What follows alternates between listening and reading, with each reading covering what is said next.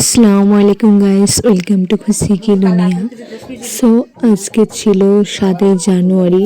তো আজকে আমরা সবাই মিলে ইকো পার্কে ঘুরতে যাব। তার জন্য তাড়াতাড়ি সকালবেলায় উঠে রান্না করে নিলাম। সবাই নিজেদের টিফিন নিয়ে গেছিল।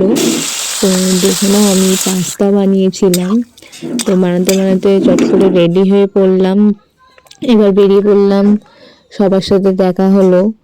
তো এখানে আমরা আমরা ছোট হাতি করে গিয়েছিলাম, বড়রা বাচ্চারা মিলে প্রায় 23-24 জন মতো গিয়েছি। তোমরা ভাবতে পারবে না এত এনজয় করেছি, হয়তো অন্য গাড়ি করে গেলে হয়তো পারতাম না। সবাই এত এনজয় করেছি, মজা করেছি।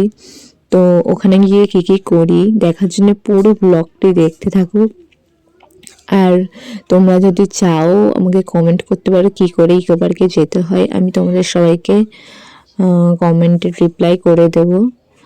তো ফাইনালি দেখতে দেখতে ঘন্টাখানেক পর ফাইনালি চলে এলাম ইকো পার্কের গেটের সামনে। তো ওরা সবাই গেছে টিকিট কাটতে, আমি, দিদি আর রাকিব আর পাড়ার অনেকের সাথে গিয়েছি, বন্ধু বান্ধবের সাথে। তো তারপর ওর মধ্যে ঢুকে গিয়ে প্রথমেই আমরা খেয়ে নিয়েছি সবাই। এখানে আমার বাবু টয়লেট করছে। এখানে দেখো পুরো পিকনিকের মতো সবাই আনন্দ করে একসাথে বসে খেয়েছি এর ওর খাবার নিয়ে। তো খেয়ে দিয়ে নিয়ে সবাই আবার বসে রেডি হয়ে নিলাম ঘুরবো বলে।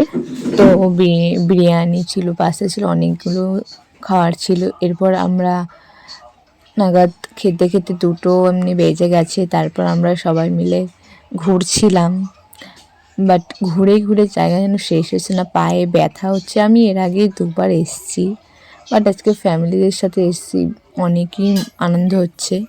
আর এখানে আমার রাকিবকে বলছি হাই করে দিতে, ও করবেই না। এরপর আমরা 7 আজুবা দেখবো বলে গিয়েছি, বাট ওখানে এত লাইন, এত ভিড়, মানে আমি হয়তো এতবার এসেছি বাট এমন ভিড় দেখিনি, হয়তো জানুয়ারি ফার্স্ট উইকে ছিলাম বলে।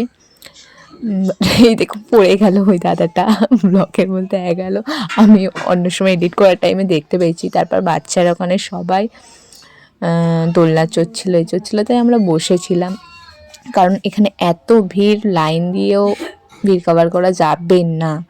তারপর এখানে দিদি বাবুর সাথে খেলছিলাম, ওখানে বোট চড়ার জন্যে সব বোনরা লাইন দিচ্ছিল, বাট বোর্ডের ওখানে এত ভিড়, এক একটা লাইনে 4-5 জন করে। তারপর আমি একটু বাবুর সাথে কিছুক্ষণ খেলে নিলাম।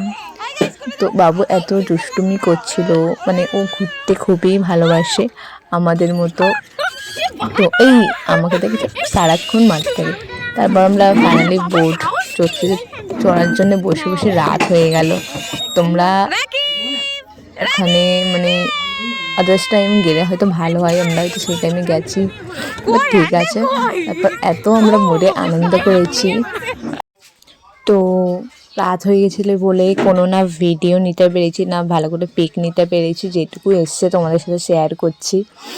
তো আমরা তাড়াতাড়ি মানে উঠতে যাচ্ছিলাম, বাট আমরা হ্যান্ডেল কোন দিকে নিয়ে যাব বুঝতে পারছি না, আমাদের বারবার বলা হচ্ছে, বাট আমরা বুঝতে পারছি না। তারপর আমরা ঘোরা হয়ে গেছে, রাত হয়ে গেছে। তো আমরা 7টার দিকে বেরিয়ে পড়েছিলাম। ঘোরা শেষ হয়ে গেল, বাই। এনজয় করলাম, খুব আনন্দ করলাম, খুব এনজয় করলাম। এবার আমরা বাড়ি যাচ্ছি। তো ব্লগটি শেষ করার আগে তোমাদের কিছু দৃশ্য শেয়ার করলাম। জায়গাটা অপূর্ব অপূর্ব সুন্দর। তোমরাও চাইলে যেতে পারো, ফ্যামিলি টাইম স্পেন্ড করতে পারো। ফ্যামিলি টাইমের জন্য বেস্ট আমি বলবো। তো তারপর আমরা পাটুলি চলে এলাম, এটা ছিল পাটুলির লোকেশন। তারপর আমরা আস্তে আস্তে আবার খাওয়া দাওয়া শুরু করে দিয়েছি, ওর মধ্যে জানা। তারপর এখানে আমি ব্লগটা শেষ করলাম। কেমন লাগলো তোমরা জানিও, লাইক, কমেন্ট, শেয়ার, সাবস্ক্রাইব করে দিও।